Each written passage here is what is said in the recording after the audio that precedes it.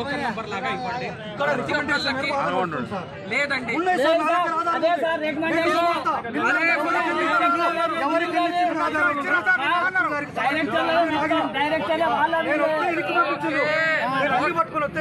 బాబు అరవద్దు, నేను చెప్పేది విను.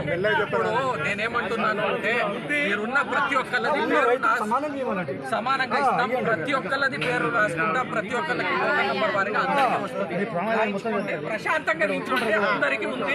ఇక్కడ మనకి 1200 బస్తా ఇప్పుడు ఉంది, ఇంకా 1000 బస్తాలు వస్తున్నాయి.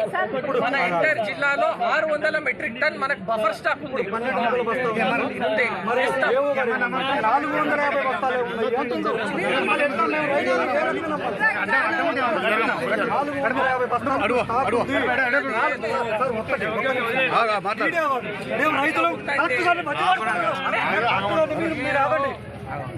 ఎందుకు మరి